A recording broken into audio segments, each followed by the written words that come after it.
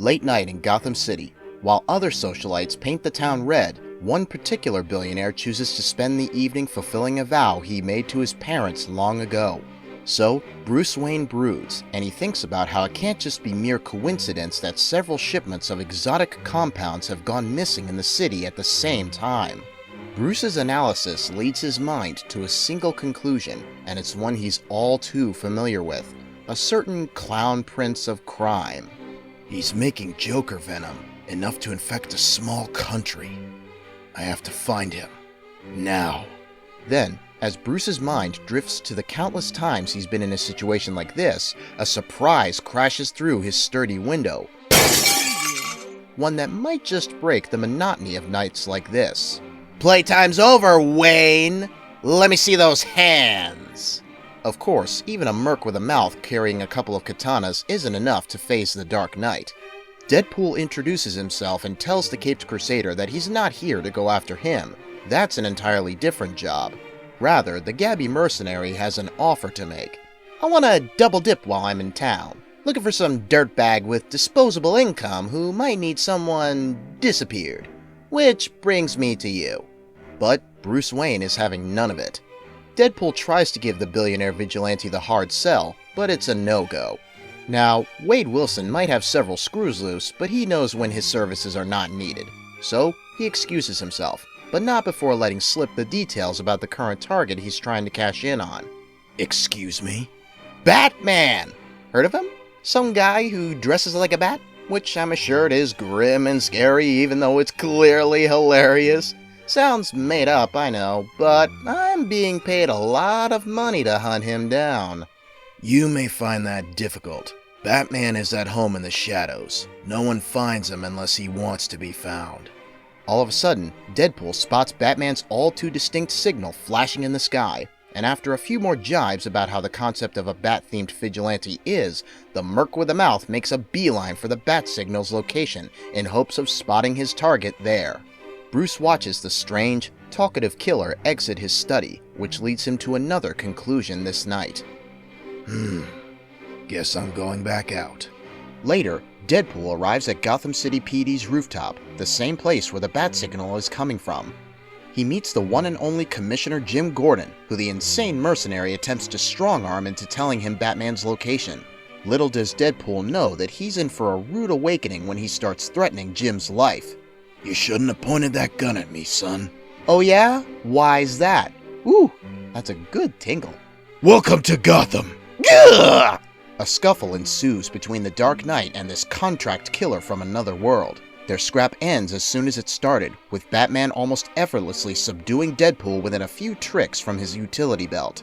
Knowing when to take an L, Deadpool tells the Caped Crusader that he's going to cancel the hit on him.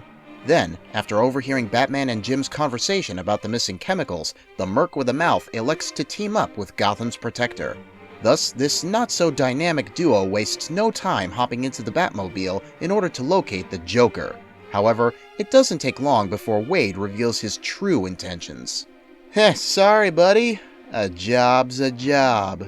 He successfully knocks out the man in the Batsuit as planned. What Deadpool didn't account for, on the other hand, is the fact that the Batmobile had a manual transmission. As Deadpool is unable to drive stick, the souped-up vehicle inevitably crashes. Not long after, the Caped Crusader wakes up to the sound of a voice he's heard 1,000,000 times in the past. Wake up! Take a look around. You're in a special place. On a special day. The Batman opens his eyes to find himself deep within his arch-nemesis lair, as Joker relishes this victory over the Dark Knight, while Deadpool serves as his own inept hype man. This isn't like you, Joker. Handing our vendetta to a subcontractor? But, as Joker's put it, he's learned from his previous encounters with the Caped Crusader in the past. Decades upon decades of taking L's to the hero that Gotham deserves has brought the Crown Prince of Crime to outsource his villainous efforts. In fact, Joker admits it wasn't easy trying to find the perfect man for this job when Batman asks exactly how he and Deadpool crossed paths. And where did you find this accountability? Clarion the Witch Boy hooked me up with one of his spells. You know, a mirror, mirror, hear my plea. Show me one as mad as me deal. You get it. What the Prince of Knaves doesn't know is that seemingly disposable line he just told has given the dark detective an idea. Of course, Batman springs it right away. I have to hand it to you, Joker. It's brilliant. You found someone crazier than you. Oh, I wouldn't say crazier. I would. You've spent a lifetime trying to drive me insane. That clown did it in an hour. Do not call him a clown. That's insulting. I am the only clown here. You're right. He's something more terrifying, unhinged but self-aware. The perfect opponent. A villain worthy of the Bat. A villain worthy of my obsession. The Caped Crusader's scheme works exactly as he pictured, because the Joker is instantly incensed from what he just heard. Not one to be upstaged, the Prince of Knaves sidebars the enthusiastic Deadpool. Joker reaches his wit's end when the Merc offers to partner up with him in becoming Batman's co-number-1 villains. Furious, the Clown Prince of Crime gives Wade a heaping helping of his patented Joker venom.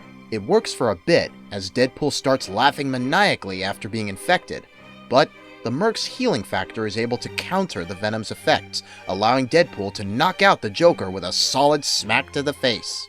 He then rushes towards Batman, this time sincerely offering a team-up with him. But the Caped Crusader is way ahead of this fourth-wall-breaking killer. Freeing himself from his restraints, Batman immediately makes his way towards his sworn enemy. It's over, Joker. It's been over, Batman. There's enough Joker venom in that carousel to poison every man, woman, and child in Gotham. In 30 seconds, it'll be pumped through every utility pipe in the city. As always, the Clown Prince of Crime goes on one of his classic supervillain monologues, telling the dark detective how they're basically two sides of the same coin. You know that old song. And of course, the Joker wouldn't let a golden opportunity like this slip by without playing one of his games. So he makes the Caped Crusader an offer: sacrifice himself to stop the Joker Venom Bomb from detonating or allow Gotham's innocent citizens to die a cackling death. What'll it be, Batman? It's my final joke, and you choose the punchline. But before he could answer, Deadpool jumps onto the scene to prove that he's truly on the side of the good guys now. I got this one, partner! Wade presses the bomb switch, stopping the Joker venom from infecting the city in exchange for allowing himself to be engulfed in the explosion the switch was rigged with. But you can always trust Wade's healing factor to get him out of the stickiest situations. In the aftermath, the Caped Crusader is able to bring Joker into custody, and, in true Batman fashion, he tells this to Mr. Wilson. I knew you were playing me the second you offered to help with the case. Letting you capture me was the quickest way to find the Joker. You were that confident you could turn us against each other? I was. Big risk. Zero risk. In spite of everything, the Dark Knight knows fair is fair, so instead of bringing Deadpool to justice, he tells him something else. But, at the end of the day, you did save Gotham City, so I'm going to let you go home. Don't let me catch you around here again. And with that, Batman drives off. As for Deadpool, well, we all know he's not one to listen to sound advice from a man in a batsuit, or anyone else. No harm in taking a little peek around the city, right? That's all for this video, guys. Don't forget to drop a comment and tell us what you think about this zany Marvel DC crossover.